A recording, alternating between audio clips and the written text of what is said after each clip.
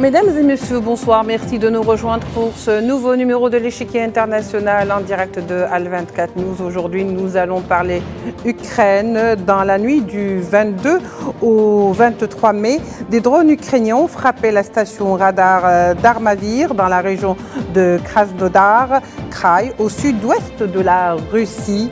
Ce radar est considéré comme l'un des piliers du dispositif nucléaire de ce type, une sorte de radar d'alerte précoce russe conçu justement pour détecter des attaques de missiles nucléaires. De quoi s'agit-il et qu'est-ce qu'il en ressort? Tout de suite, les détails.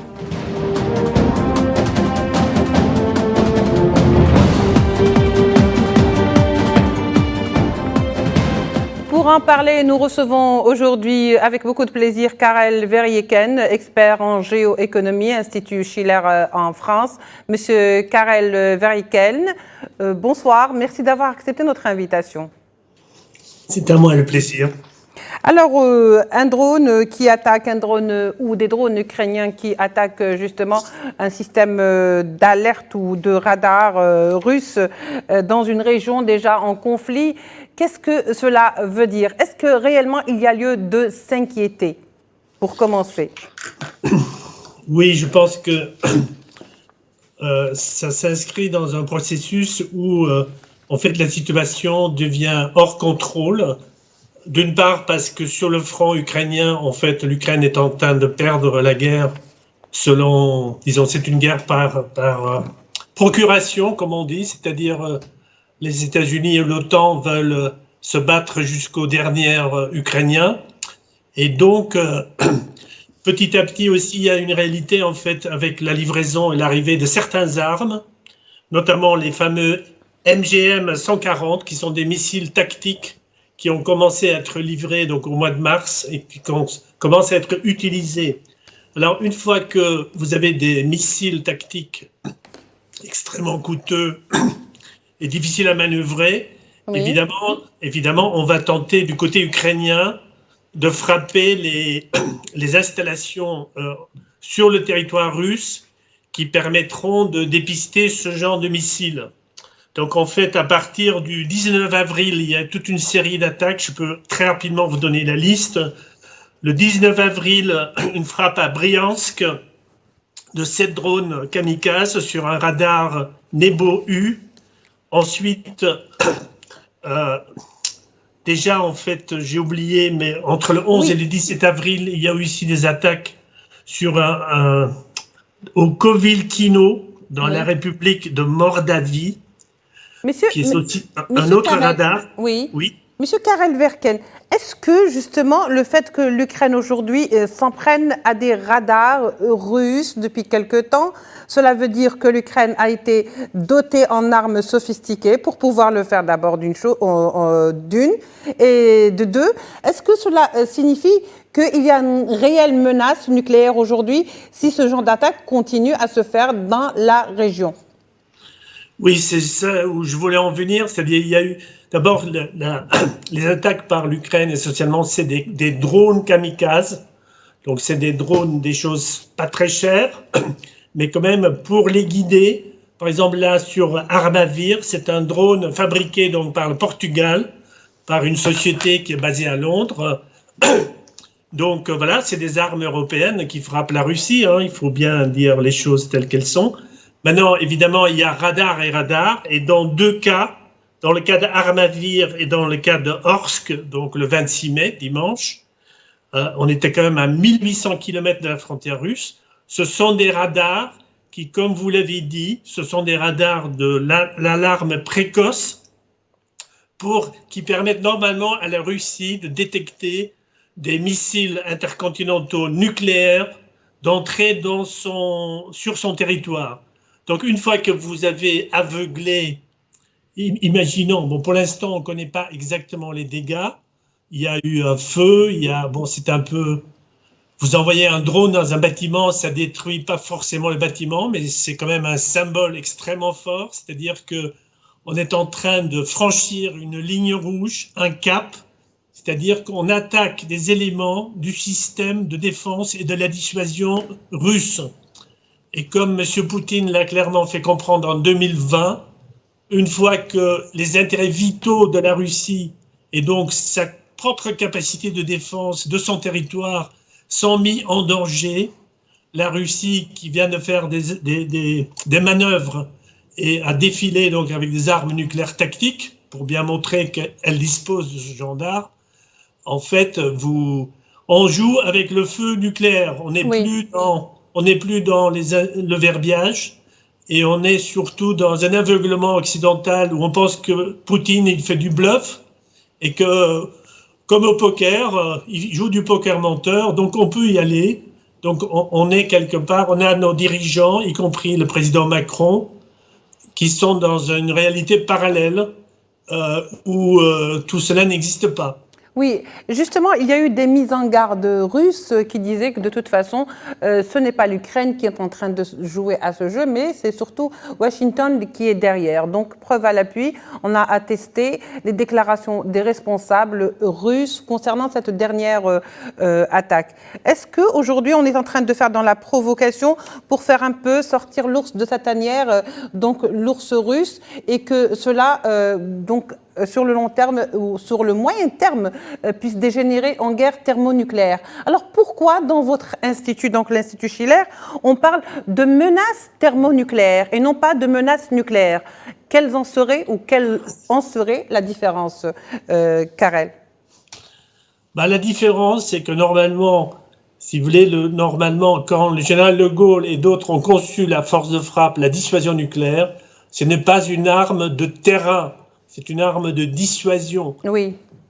Et une fois que nous avons jamais, et tout analyste militaire compétent sait très bien qu'une fois qu'il y a même une petite arme nucléaire qui est déployée, en fait, ça va déclencher l'ensemble du feu nucléaire.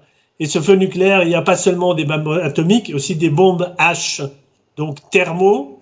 Ça veut dire que une bombe H, ça vous allume en fait l'oxygène qui est dans l'atmosphère. Ce n'est pas seulement un grand choc et de la radioactivité, c'est carrément une calcination d'une population en temps réel, puisque l'atmosphère elle-même, en fait, s'enflamme. Donc il faut avoir peur. Moi, j'ai pas peur de le dire pour faire une mauvaise plaisanterie. Oui. Mais si vous voulez, on est dans ce que les Américains appellent le nuclear chicken game, le jeu de la poule mouillée. Oui. C'est un jeu où vous avez deux voitures qui foncent à 160 à l'heure l'une sur l'autre, et le premier qui dévie son véhicule, il est considéré comme un lâche. Oui. Vous voyez, donc là, on a deux superpuissances. On a la Russie qui est quand même, en termes de tête nucléaire, la plus grande puissance nucléaire du monde. Et on pense qu'on allait mettre à genoux la Russie. On pense qu'ils allaient tous mourir de faim. Et tout cela, évidemment, ça ne s'est pas produit du tout. Actuellement, en Ukraine, on est en train de enrôler les jeunes parce qu'il n'y a plus de soldats. Oui. L'âge moyen des Juste soldats... un petit détail, Karel. Est-ce que la superpuissance occidentale qui est représentée par les États-Unis et avec ses alliés donc européens ont le droit de jouer à ce jeu nucléaire de poule mouillée ou de celui qui donc déviera le premier, alors que et ça engage l'avenir de toute l'humanité? Peut-on aujourd'hui prendre avec sérieux cette humanité comme un jeu? Non, pas du tout. C'est absolument irresponsable et c'est de l'inconscience criminelle dans le sens que nous avons un monde en déclin dans le monde occidental. On a depuis 40 ans une course vers la finance, vers la spéculation financière. Face à cela, le Sud global, autour des BRICS, autour de l'Organisation de coopération de Shanghai, on est en train de faire un nouveau paradigme basé sur la coopération mutuelle et une coopération mutuellement bénéfique.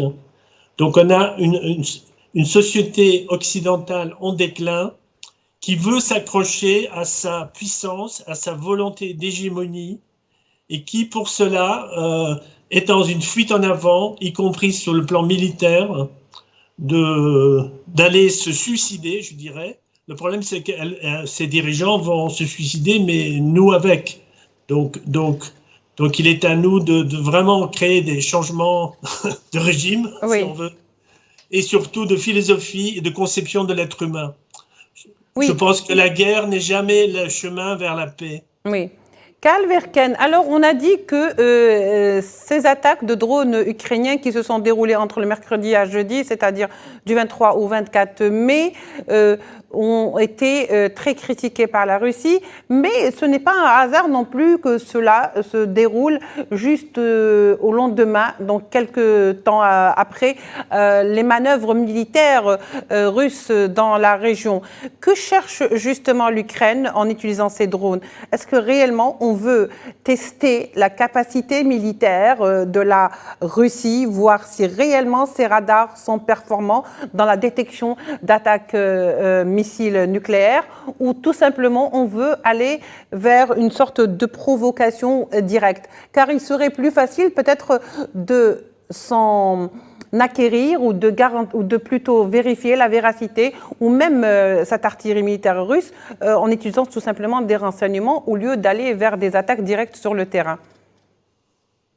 Il y a les deux choses. Il y a M. Zelensky qui aujourd'hui est en fin de mandat. Donc normalement la conférence de Genève où l'Ukraine essaie de rallier à sa cause le Sud, et malheureusement des pays comme l'Inde en fait veulent jouer un peu sur tous les tableaux et tombent dans le panneau.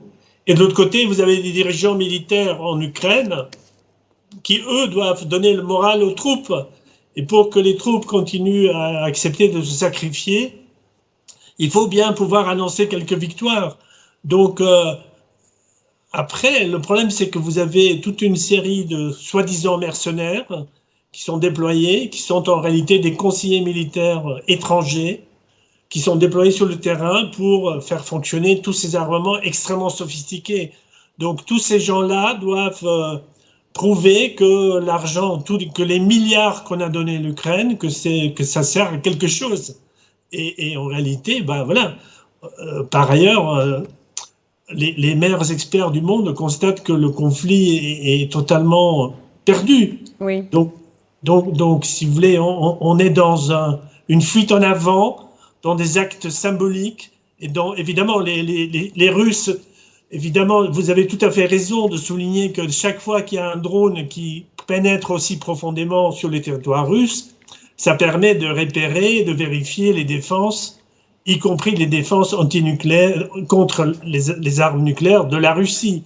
Donc tout cela, c'est joué vraiment avec un chalumeau au bord d'une poudrière, et disons, avec le moindre l'erreur de compréhension, le manque disons, le minimum aurait été que Biden aurait dû tout de suite appeler Poutine.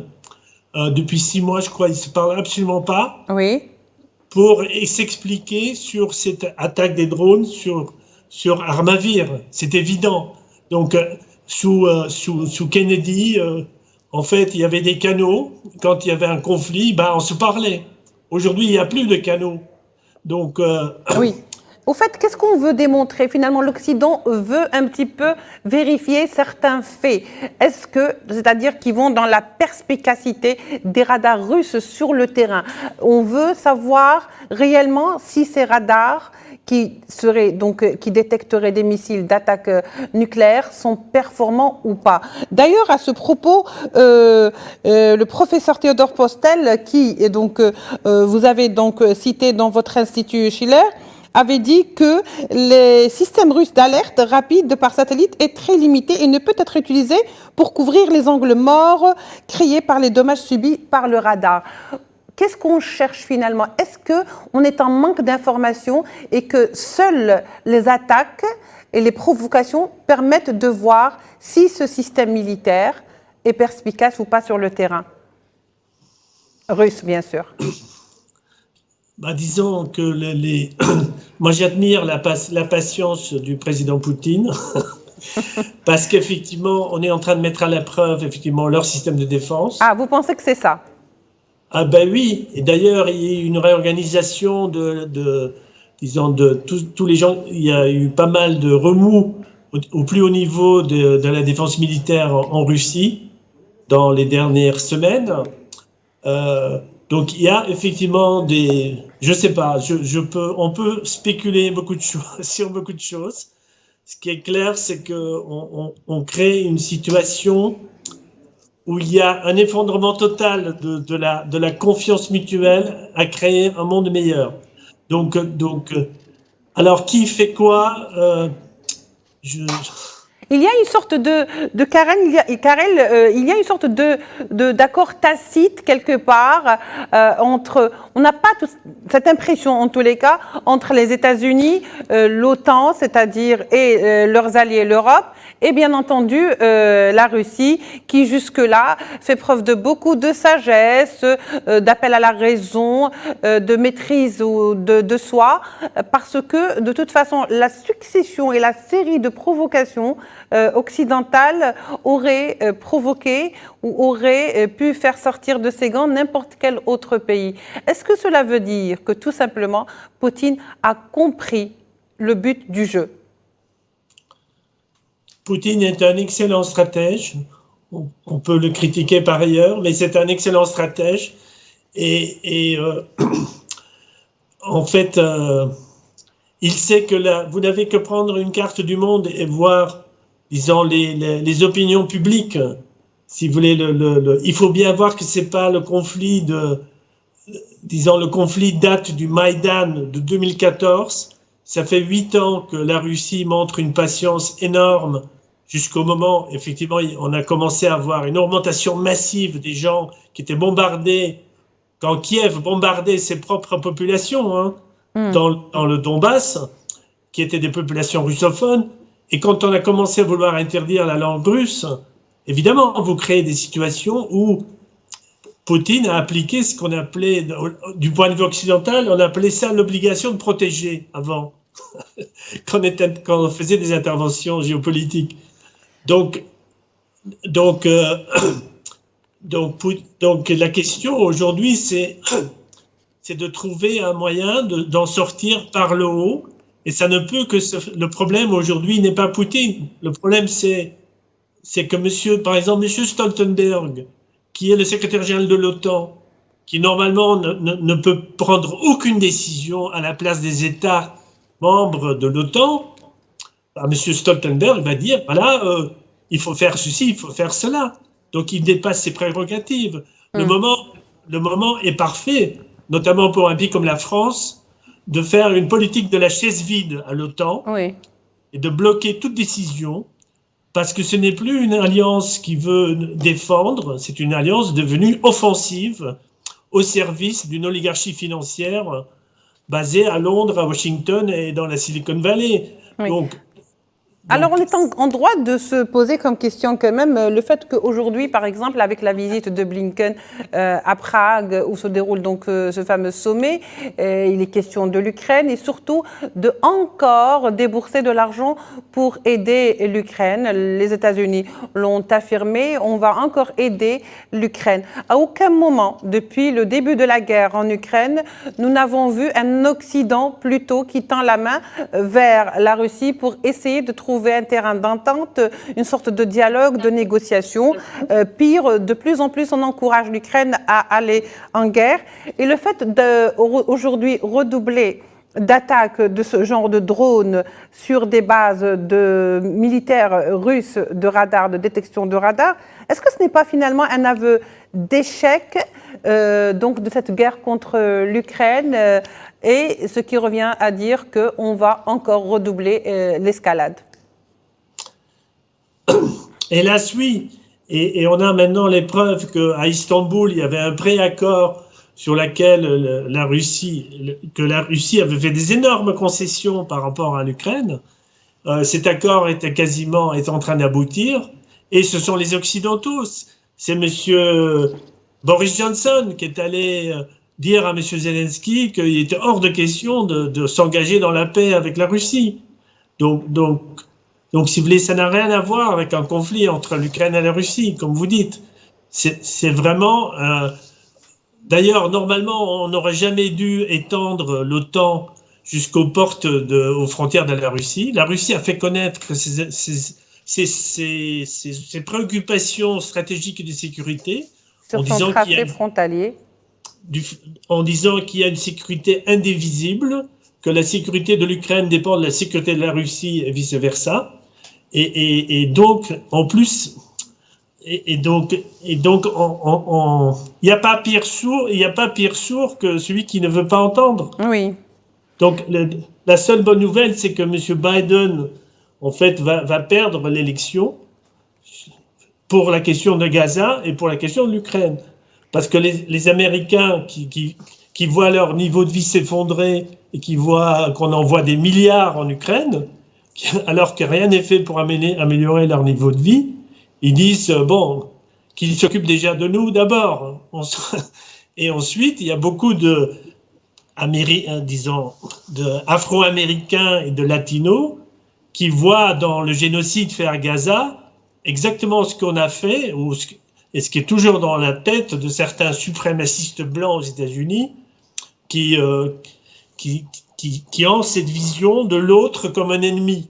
Et donc, Biden qui veut avoir en même temps le vote de la population. En plus, il y a énormément de juifs américains qui sont complètement scandalisés par le soutien de Biden à Netanyahou. Hein.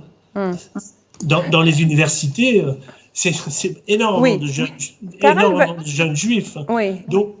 Donc ça, c'est porteur d'un changement. Le problème, c'est qu'il n'y a pas d'alternative réelle. Nous avons quelques amis comme Diane Sare pour le Sénat et José Vega pour le Congrès qui se présentent là-bas pour essayer de au moins mettre les vraies questions sur la table. Mais à nous d'en faire autant, évidemment, en Italie, en Allemagne, en France, où il y a trop de divisions et où on polarise les débats autour des choses qui sont tellement subalternes et secondaires que les gens sont complètement perdus et ne voient pas du tout la réalité. Oui, alors, Karel, comment expliquez-vous aujourd'hui, ou quel intérêt a Washington, ou plus ou moins l'OTAN et leurs alliés, donc, que sont donc les pays occidentaux, quel intérêt ont-ils à ouvrir plusieurs fronts, celui de l'Ukraine, et alors que l'Europe commence réellement à sentir la crise de cette aide financière sur l'Ukraine, alors que l'Ukraine est en train de s'émietter de plus en plus et de s'affaiblir, alors que également à Gaza, il y a un autre front qui est ouvert par les États-Unis, par l'entité sioniste et pourquoi pas par l'OTAN, puisque cela va de soi. Quel intérêt finalement ces pays ont à ouvrir plusieurs fronts et qui ont un début, mais dont on voit très peu la fin, ou très mal.